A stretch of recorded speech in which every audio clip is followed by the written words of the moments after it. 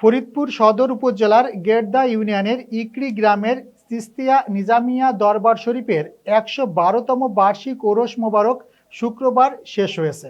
প্রতিনিধি মাহবুব চিস্তি জানান, ৩ দিন ব্যাপী ওরস মাহফিলের ১, ২ ও ৩রা এপ্রিল মরহুম আইনউদ্দিন শাহ দরবার কর্তৃক আয়োজিত বার্ষিক ওরস মাহফিলে জিকির আজগর ও রাতে ধর্মীয় গান নানা অনুষ্ঠানের আয়োজন করা হয়।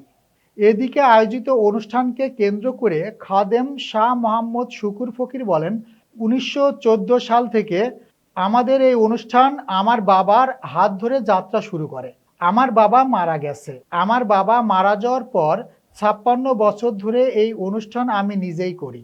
আমার ভক্তবৃন্দ আছে বিভিন্ন দূর দূরান্ত থেকে প্রতি বছর ওরসে উপস্থিত হন। প্রতি বছর বার্ষিক ওরস চালু রাখার কথা জানান তিনি। এদিকে বার্ষিক ওরস উপলক্ষে প্রতি বছরই দরবার শরীফ প্রাঙ্গণে মেলা বসে। মেলা উপলক্ষে গ্রামীণ বাংলার হাজার বছরের পুরানো ঐতিহ্যবাহী মৃৎশিল্পের তৈরি মাটির হাঁড়ি, পাতিল, কলস, সরা, পুতুল ও নানা ধরনের তৈজসপত্র ওঠে। এছাড়াও মেলায় গ্রামের ঐতিহ্যবাহী খাবার, শিশুদের বিনোদনের জন্য খেলার বিভিন্ন সরঞ্জাম, খেলনা সহ গ্রামের ঐতিহ্যবাহী জিনিসের দেখা মেলে।